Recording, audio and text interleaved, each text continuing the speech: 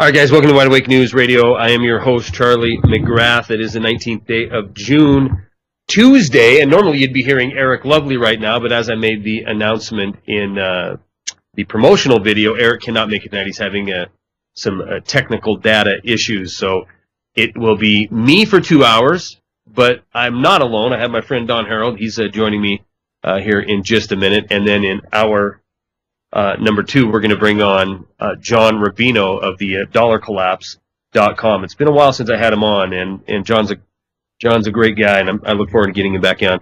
And so is Don, the Don and John evening. We're gonna roll with it here.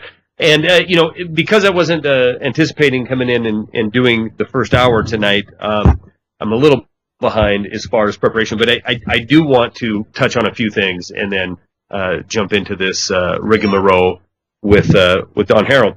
Look, we had the event over the weekend, the Grexit, whatever you want to call it, the Grexit vote, and it was a nothing. It was a non-event. It was capitalism in its ugliest form, where you have a very small minority, or majority of the minority, putting optimism into the markets.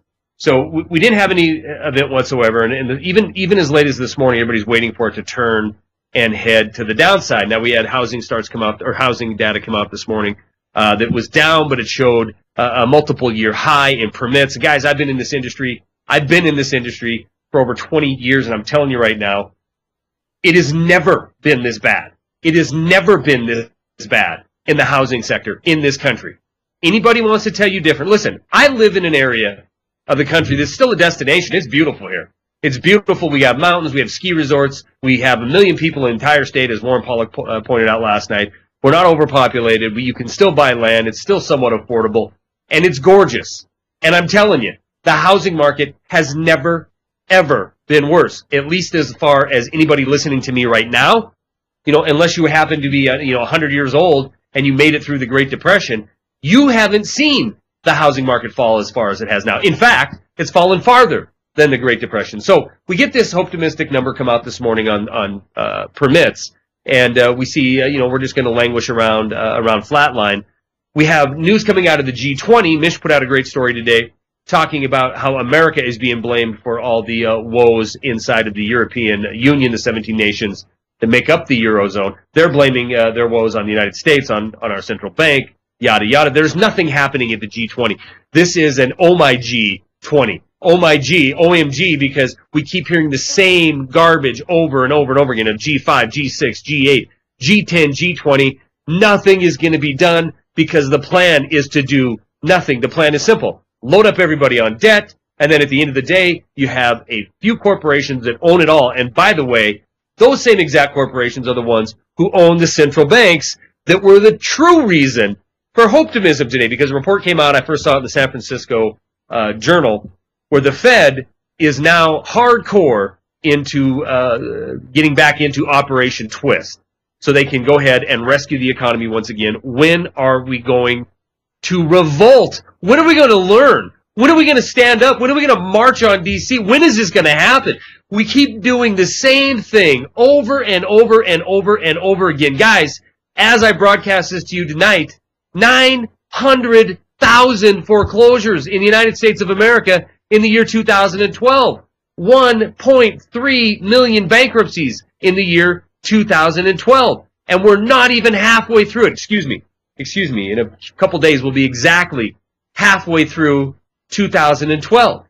The economic forecast is the biggest softball to knock out of the park, probably at any time in our history.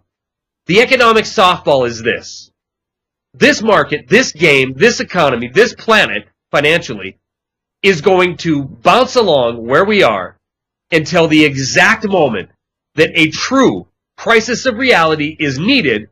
Then the lever will be switched, and it is that simple. We are at that stage. I think people throughout history who've said, the Fed is going to flick a lever and all hell's going to break loose, interest rates are going to fly, and the world's going to come crashing down. That was a little bit probably far-fetched 30 years ago. Maybe even 10 years ago, it was a little bit far-fetched. It ain't anymore. It is completely controlled from top to bottom.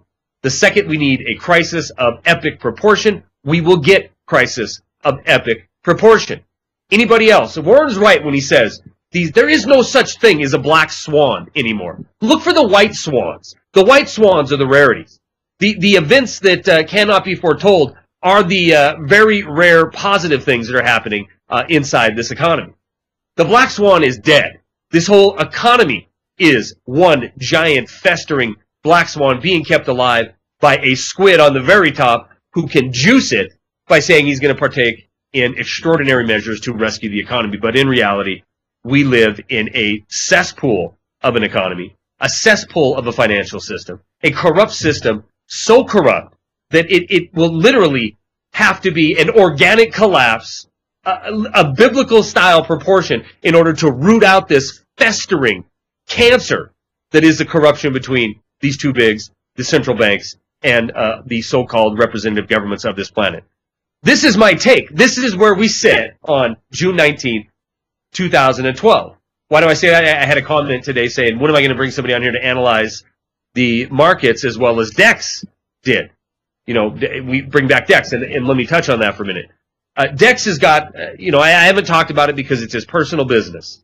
He's got issues at home with the family and everybody that knows him and chats with him in his trading room daily. Their thoughts and are certainly with them, as well as their prayers that everything goes good. It's medical issues, and I'm not going to get any further into it than that. Dex is welcome back on this program anytime, any day.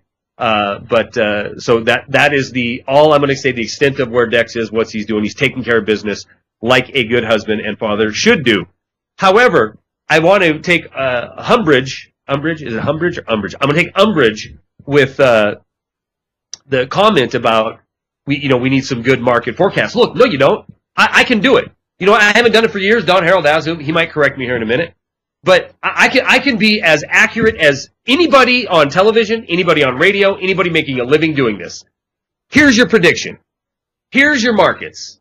They're fake. They're not real. Throw your stats out the window. Throw your metrics out the window. I don't care if you're in a Kumo cloud. I don't care if you're in an inverse head and shoulders. I don't care what your statistics are telling you. It's not real. The only thing that's real, the only thing that is real is Ben Shalom Bernanke. He is real. That is it. He decides that he wakes up in the morning and Operation Twist ensues. Then you better go long every equity. You better go long every commodity because it's going to rally. If he decides that it's time to have the Uber panic, you better be short everything, and you better have peanut butter and ammunition in the closet because it'll get that real that quick. There is your professional, at least in my humble opinion, prognostication of this economy going forward. Now let's bring in a real pro that can square my ignorance away. Don Harrold, thank you very much for joining us tonight. I appreciate you coming on short notice. Glad to be here, Charlie. You heard it, man. That's it. There's our economy in a nutshell. This is where we live. This is where people like you make a living. How far off am I? No, I mean, the thing that you've got exactly right is in terms of the rigging of it. I can remember when there was a time when technical analysis meant something or fundamental analysis meant something. Yeah. And anymore, I mean, it's really like we're all in an audience watching a puppet show. And in the past, I mean, everybody believed that the puppet show was real. And so they were taking bets in the audience of, what would happen next on stage. The problem is now some of us realize that the puppet show is irrelevant. You really have to find out what the strings above the puppets are doing. And to do that would take you climbing up on stage. That's not going to happen. So it's a lot of guessing. It's a lot of dart throwing. It's a lot of irrelevant conversations about fundamentals. And I do mean irrelevant. Look, this is an amazing stat. Do you know that when the Dow hit 13,300 this year, and you look at a yearly chart of the Dow, this year was the second highest year for the Dow in history. Now, would you explain to me what fundamentally has changed that makes it a better investment opportunity? I guess if you asked me that question seriously, I would say you're talking numerically 13,000 and change is as high as it's ever hit. But look, Don. I mean, come on. I mean, how much have we spent? I know the estimates are in the $13, $14 trillion since 2008 to shore up equities, to shore up, to reinflate this dying economy, reinflate everything, gold, silver, housing, everything. Because if nature could take its course in a free market economy, guess what? Silver, probably $5 an ounce. Gold, probably probably $600 an ounce.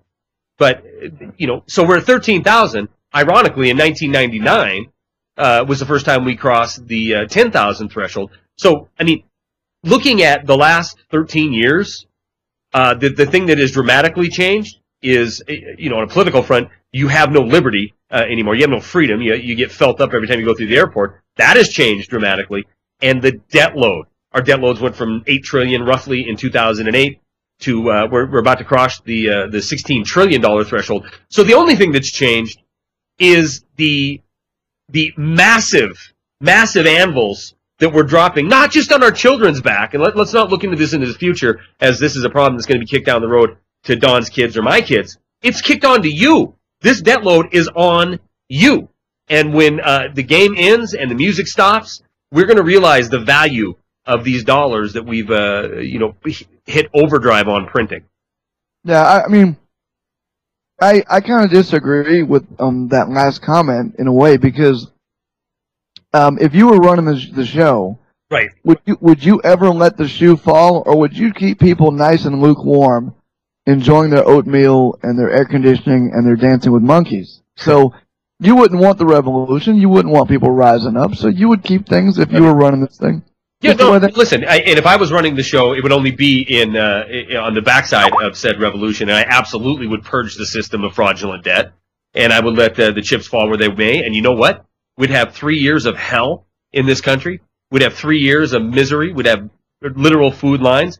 But, in the same amount of time that I've been doing YouTube videos, we would see the horizon and we would see the sun. I don't know. You need to watch a movie called Hardcore. I recommend anyone listen. Whoa. Family show, buddy. No, come on. I'm not going anywhere crazy with this. All right, cool. It's a movie called Hardcore with George C. Scott. And if you haven't seen that movie, watch it and wait for the last few minutes for the punchline, because I think the story that you tell, you're leaving out a fundamental truth, which is the moment you decided to shut bankers down, your neighbors would string you up. Your neighbors would be like, oh, Charlie doesn't want my kids to go to college. Charlie doesn't want me to live in this house. Charlie doesn't want me to drive this car. So you'd be the enemy. Right. It's take way, way, way more than someone riding in like Ron Paul to fix things. No. Yeah, listen, I agree with that. It's called manipulation of the masses, and it's in effect right now. It's amazing to me, even after living in bailout planet for 4.5 years, that we have such, we're starting to see. Charlie, can I just say something here, please? Absolutely, Don Harrold. Charlie, look now. If I told you 10 years ago that bankers would literally have done what we've seen in the last few years. Yes. Legislation would be written into TARP legislation would be written, trillions of dollars given away. The Federal Reserve would give away $17 trillion to banks around the world, all of which we're on the hook for. If I told you this thing called the Patriot Act would exist, whether you agree with it or not now is not the point. I'm talking about what you would have thought a decade ago. Sure. A Patriot Act existed. They were feeling up old women and infants at airports. Drones were flying over your head. I mean, I could go on and on. If I told you these things, would you tell me that this was America you were talking about, or would you say this was 1984, Ukraine? I would say you're 1988 East Berlin. Right, okay, right. So my point is that here we live in these times. How many people around you, even on a daily basis, say anything to you? Like, dude, I sure wish the TSA wasn't filling up old ladies. Nobody. To me, the real discouragement about all of this is not what the government does or doesn't do, or what the bankers have done or not done. It's not even what people like you believe. It's that the people around you don't care, and it is beyond not caring. Charlie, seriously, it is weird. If you're waiting for some sort of revolution to spring up, you're waiting a long, long time. Well, look. I'm not going to argue point by point because it would be a futile argument. Because I live in the same world you do. I see the people who are more concerned about where they're going to get their next the biggest big screen TV, or how they're going to make their cable payment, or how they're going to be able to get the 6-pack for the weekend, and put their head in the sand and hope that Miami goes up 3-2 tonight, or whatever the series is at. So I live in that same world you do, but I also live in a world that is seeing change, Don. Now, let me say to you that if I said to you 10 years ago that we're going to see a conservative Republican president suspend free market capitalism in order to save it, at the same time we're going to see a movement, an energy develop in this country. It's going to be called the Tea Party. And I know where you're going to go with all co-opted and coddled, but the momentum was real. The hostility was real. And then we're going to see a complete and total banker takeover and see hundreds of thousands, if not in some months, millions of people being written off the unemployment rolls. These people aren't going away. They're stacking up. They're stacking up like cordwood. And then we're going to see 80% of the people who graduate college in the year 2011 have to move back home with mom and dad because they got a $50,000 debt load and no job to go to. So you see an influx of things such as the not mainstream media covered Occupy movement. But my point is this. It will be the last dog hung before we see a mass uprising. I'm agreeing with you 100% on that. What I'm not agreeing with you on is you can't keep this Ponzi scheme going and not have millions upon millions upon millions of non-persons that by hook or by crook, because they have nothing else to do, they're going to get roped into some kind of movement or some kind of motivation to look for justice for the condition of their world, their economy, their family, their house is being gone, their jobs are being gone. We are daily building non-persons in this country, and frustration levels are rising. I know it's not necessarily knocking at your front door, but I will put the caveat of the word yet in there. I don't believe this can go on in perpetuity, Don. Well, okay. I mean, I got to do a sidestep here for a moment. I've been invited to talk on a lot of Ron Paul radio shows, or Ron Paul-centric or libertarian-centric radio shows. Yeah. And I'm almost never asked back again, especially when we talk about money. And I'll give you a specific example. I had a conversation a couple of years ago in front of probably 1,000 people about the Amero. The Amero's kind of come and gone from the vernacular, but the Amero, for those of you who don't know, was going to be the currency that would be dollars, Canadian dollars, and then pesos or something. Mexican money, right. So, and so I was on a Ron Paul radio show, and they're asking me what I thought about the Amero, right? I said, well, here's what you do. I said, y'all want to get your pens and paper out. I'm going to tell you exactly what you do about the Amero. What you do is you make sure that if the Amero is ever instituted, you on your block have more of them than anybody else. You make sure if it takes a wheelbarrow of them to buy a loaf of bread, you have 2 or 3 wheelbarrows at a time. And the Ron Paul hard money folks were hoping for some sort of, discussion of why it would never happen or how we would stop it. And we're past that point. And I said this in a conversation, I don't know if you and I had it, but I had it with someone else recently. I love talking to all these truthers who talk about the mainstream media and how horrible it is. And they got cable and satellite piping right into their house. They're riding around listening to Rush Limbaugh or whatever and bitching to the radio. I mean, it will take an enormous shakeout, the kind of which I don't think is going to happen for people. And now you talk about the energy, all right? See, I'm old enough to remember my dad back in the day and a lot of his friends. A lot of my dad's friends were these like soldier of fortune types, right? And they had their own, bullet-making processing deals in their garages, and they were stacking up food back in the 70s. And I can remember back in the 70s seeing people who were getting ready and preparing. But guess what? Yeah, they were just as vocal and vitriolic then as they are now. The difference is the internet makes it look like there's a whole bunch more of us. Mm-hmm. We're really coalescing. I would say just the opposite. I'd say less people care now than ever. Now, if if I'm wrong in my ascertainment, I don't mean to come on your show and be disagreeing with you, but if I'm wrong about this, show me some results out there. I mean, if the people are going to bend over and spread them willingly for what's happened in the last 4 years, what do you think's going to happen? I mean, is there going to be some groundswell of support behind some candidate that's going to rise up and take it back? So I just like to talk to people about how to survive in this environment. I don't worry anymore about changing it. Love the analysis, Don, and you make a strong argument, and it is a dire portrait of how far we've come and how little a lot of people seem to care. We're going to talk about this in a little bit more, and maybe on how to survive in the upcoming environment on the backside of this break. Guys, hang tight for a minute. We'll be back with Don Harrold, more Wide Awake News. All right, guys, welcome back to Wide Awake News Radio. I'm Charlie McGrath, your host. Don Harrold is our guest for the remainder of this hour, but he is inviting a guest, and we're happy to have coming into us Doug Newberry, and I don't think we are quite done with the connection. We're really doing this on the fly. But Doug has a website, teapartynewswatch.com, as well as investingsystems.com. And, of course, Don Harrold's website is what, Don Harrold? Donkeyjuice.org. Donkeyjuice.org. Or the Day Trade Show, whatever one you want to. It's either daytradeshow.com or donkeyjuice.org. It's one of those two.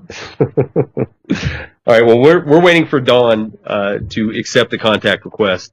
So Doug. Doug. You're Don. You get too many D's. Got a lot of D's rolling tonight. We're waiting for Doug to accept the request, and we'll bring him in. Let's keep rolling. You know, we talked about I guess skepticism of any kind of a change coming, and you know what? I live here with you, so I see what's occurred over the last decade and the slow growing of frustration. I understand that, but it is growing. I don't think anything is going to change until, Don, the rubber meets the road, and that, I mean, if we look throughout history, this point always happens. In a society, especially one that is going. Yeah. Go ahead. Okay, I don't look. All right. If you look back over the last 200 years of history, there's one thing which has been the founding fathers said something, and they did something. The founding fathers lived at a time in American history where if you didn't get along, they might take you outside and have a duel and shoot you in the face. Now, in the year 2012, if you were to tell somebody that you were thinking about what it would be like if you ever got angry enough to maybe possibly, pretend that you might intimate because of your emotional state being negative, that you may want to pretend to think about hurting them in a video game way, you'd probably get arrested. So the point is Americans today, the founding fathers talked about the Tree of Liberty and all that. That they knew you had to have that to get some sort of actual change rolling, and that's not going to happen. So we can sit around all day long and talk about Ron Paul and all that, but you let me know when you let me know the first election that's ever taken place in this country for the last 100 years that has changed our debt load or changed our standard of living. You're not going to get that argument from me, and you're not going to get the Paul argument. I mean, I really have to be naive. So what's the answer? What's the answer then? As far as the last 100 years, the last time we had an election? No, so people talk all the time about the problem. Look, this is the answer. Look, I just said to you, the answer is, it's right in front of us. I have nationaldebtclock.org pulled up here, and I'm looking at, these hundreds of billions of dollars of unfunded, trillions of dollars of unfunded liability. I'm watching our national debt load double every 4 years. I'm watching for when the true crisis occurs. When the true crisis occurs, forget about the social safety nets of 2-year unemployment. Forget about the cash handouts. It is all going to come to an end at some point, and when it does, Don, it's going to look like this. This is what it's going to look like. It's going to look like this fascist far swing to one direction or another. Wait, Charlie, wait, hold on. Wait, hold on. By the way, we have Doug on, so let's introduce Doug real quick, and we can jump into the conversation. Douglas Newberry, thank you very much. It's a pleasure to meet you, Doug.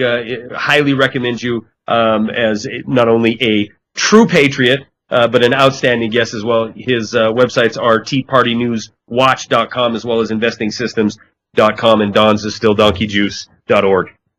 Doug, welcome to the program. Thanks. Doug, your connection bites, dude. Get that fixed. You're breaking up, man.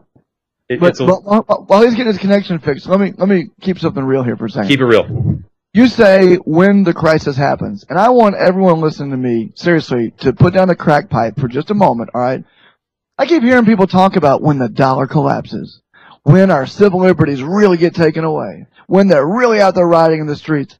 What part of a 99% haircut on the dollar is not already a collapse? What part of, our civil liberties being on a daily basis being removed, what part of any of this isn't the collapse? We are in it. We are living it.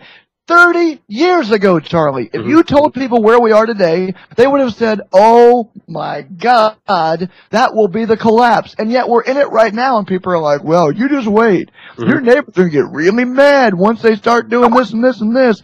30 years ago, people, if you could go back in time, they'd be like, are you people crazy? Are you nuts? They'd also say you're crazy to have 22 million households that are receiving SNAP benefits, and you're crazy that J.P. Morgan is making the profit off that. You'd also say you're crazy with everything you just described, 99% haircut in the U.S. dollar since 1913, that you would still have a standard of living in this country, even in the midst of crash, that is papered over. And, we pretend that we're okay because we keep extending credit and we keep expanding our debt load, both publicly and privately. When that comes to an end, Don, I don't. What are you going to do? Are you going to have peanut butter stands on every corner, and it's going to say FEMA on the side of it, and that's going to keep... No, but it's not going to... Doug, I think Doug will tell you it ain't coming to an end. Doug, jump into the program, man. Thank you very much for joining us. Nope, he's going to hang up for a sec. Okay, we'll try to get him back. And I think Doug will tell you what I'll tell you, and this goes back to something we talked about earlier. What in the world would they... If you were running the show, would you let it collapse? And by the way, you don't have to worry about getting any money out of the system because they own everything. So if you own the means of production and you own the houses, the Federal Reserve got $2.5 trillion of mortgages on their books. So if they own it, why do they need to do anything more but just get you out there working in the fields and keep giving you the air-conditioned house and your cable and your satellite, and people are happy with that? I mean, people are happy with a standard of living that hasn't changed in 30 years. Their income hasn't gone up in 30 years. To the contrary. So the powers that be are like, hey, they're accepting this. Why change it? We just keep taking their stuff. So what you're predicting then, what you're seeing happening, is we're going to follow the path of what we see going on inside of Europe right now. We're going to have, we're into the soft, soft austerity now, which really is non-existent because we're pretending we can keep doing this. But, we're seeing Greece now go through austerity. It's going to spread to Spain. It already is in Spain. It's going to spread to Italy. We're going to see more consolidation of power. So you think we're going to slide into this slowly? But so what? So what? I'm saying, that's what I'm asking. Is that your opinion?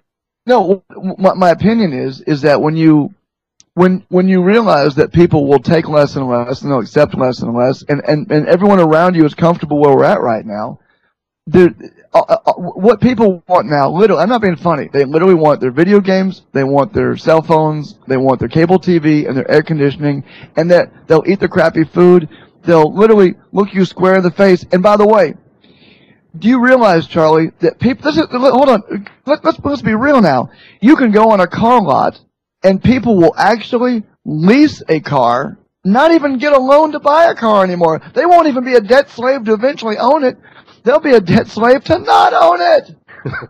All right, I could do this for the next hour and a half with you, Don, because it's fun and I like debate. Doug Newberry, thank you again for joining us. Hopefully we got a better connection going. I'm going to turn it over to you. I know you were listening with about 15 minutes left. Welcome to the program.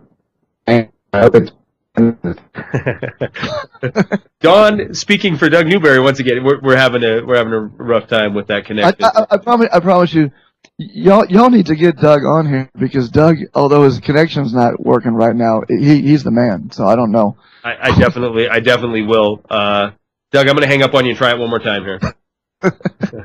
Don, run the program for a minute. Yeah, but the bottom line is that people are willing to stare you square in the face and say, I don't mind not owning things. It doesn't matter. There are people with 40-year mortgages. Right. 40-year mortgage. They don't care. Dude, there are people who believe, hey, you know, I'll just get a new car every 3 years, and I'll just factor into my budget making payments, all this stuff. Hold on, Charlie. Wait. Hold on. Let me go one step further. You live in a society where people don't even want to own an actual physical CD you could use for a coaster. They're happy to go to iTunes and download a file that is not even real. It's just a digital thing. So do you think this society is going to turn around and pick up pitchforks and go after somebody for what? No, I mean, what you're talking about now is the remnants of decades of this lifestyle that is not sustainable. I mean, the exporting everything that we do that was positive as far as growth and manufacturing, exporting it around the world, re-importing the debt, you know, repatriating the product as long as these countries keep buying our debt. I mean, so there's going to be a reset at some point. So I mean, we either go we either go into a system that will be a neo-feudal type system where we will be happy to have 4 concrete walls around us, the grill or, you know, the gruel coming underneath the slot in the door, and as long as we have a television up in the corner with Big Brother on it, you know, we'll all suck it up and live in this brave new world, or we're going to have a crash like we've seen throughout history before. Well, we just went through a crash, Charlie. No, we didn't. We haven't went through anything. The only thing we've seen a destruction of the Constitution. We've seen soft tyranny. We've seen a collapse in the value of the dollar. But everything is rolling on because we keep expanding the same thing we did to get where we are. Okay, I want you. How old are you? You're 34? Yes, I am, Don. You and I are the same age, Don. That's right. We've had this discussion. That's right. I'm 34. So if you go back in time, and again, I'm gonna refer you back to, and there's some old timers that must listen to you.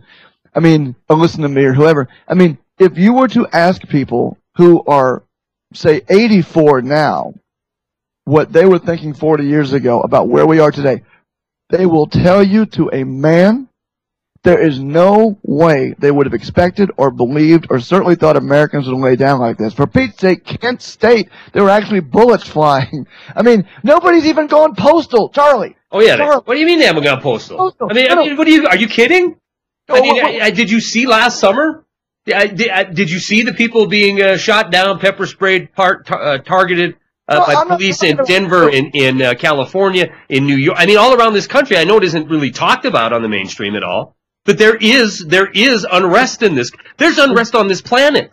Wait, hold up, wait, Charlie, wait, seriously. Go ahead. Show me the Americans who have risen up, even in a pretend manner, like they did in Egypt or Greece, or like they did in even Iceland.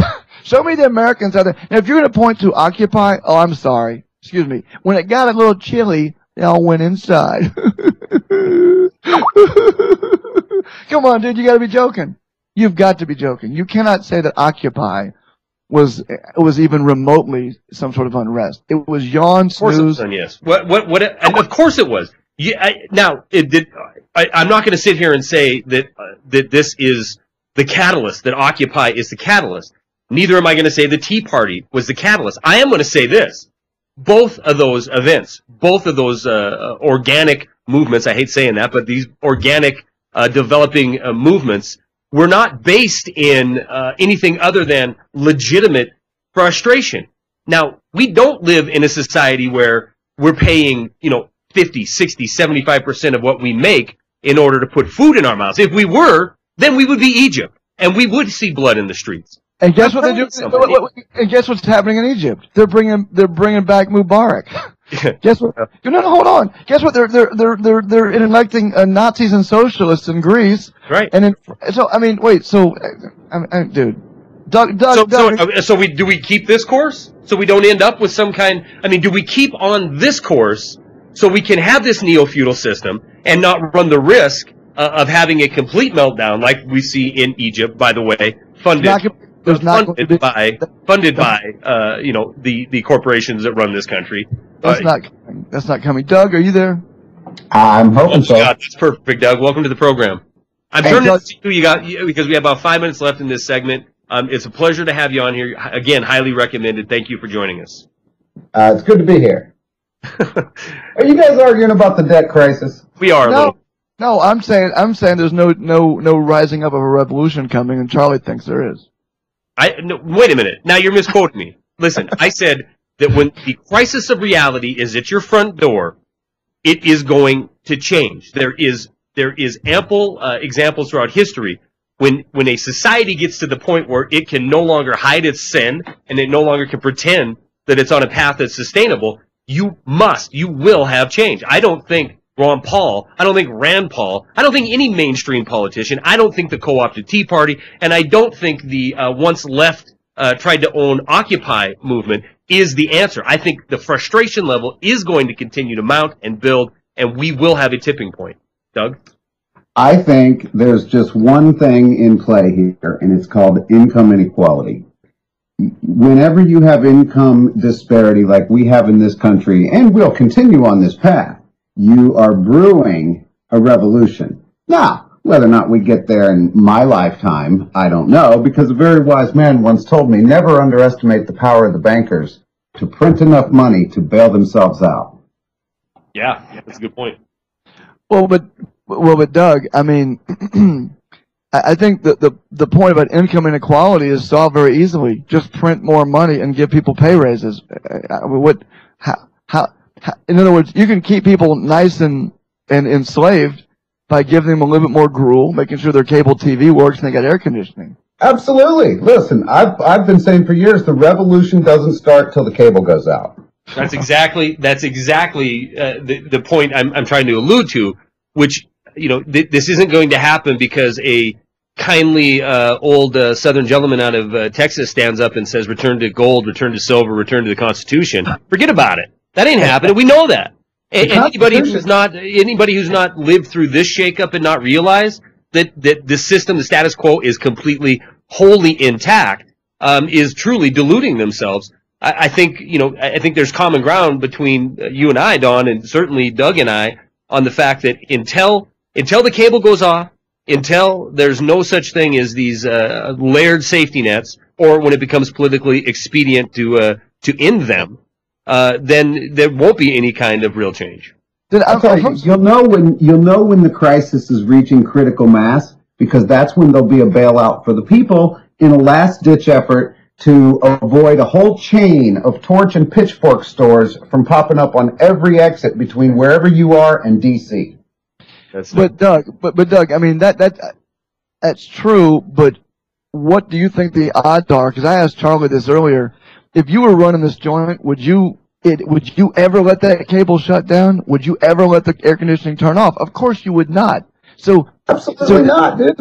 In fact, I would nationalize the cable companies and turn it into the all-state-sponsored government propaganda channel full of titties and beer until the end of time. Which is probably after this last hour, the most realistic possibility of anything we've talked about is we just end up with we have this true corporatocracy where it's a complete meld between representative government and corporate interest, and as long as the spigot's on, then the majority of the people will be doped up. They'll be fine. I mean, seriously, ask yourself this: what's the downside to the PTB to just print up a bunch of money and send it out to everybody so they forget all about this revolution business?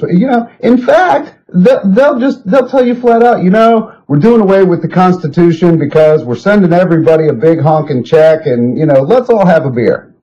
And by the way, and your neighbors would be like, well, whatever. Yeah. Oh, exactly. Yeah, they don't even know there's a problem. Right. Yeah.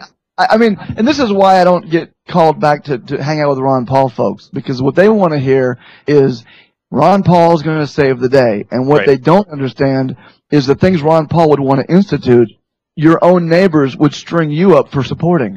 Oh, absolutely. Yeah, I agree. I agree. If we were going to take that turn, we said that in the first segment, Don, that if I was in charge and not the PTB and truly wanted to return to free market capitalism, I guarantee you it would be 3 to 5 years of complete and utter pandemonium, chaos, purging his system of at least the last 100 years of this fraudulent capitalism that we've been experiencing.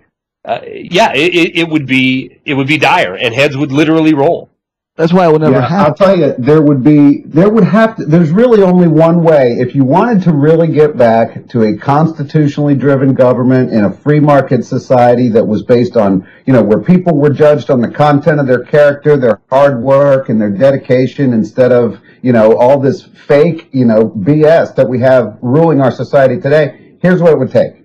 Somebody would have to get elected who would seize all the unconstitutional powers, declare an emergency, surround Manhattan with the military, no banker left behind, start bailing out the people, and then, you'd have to go through a complete and total re-education of the American people for probably a year before the benevolent dictator could then turn it back over to the people.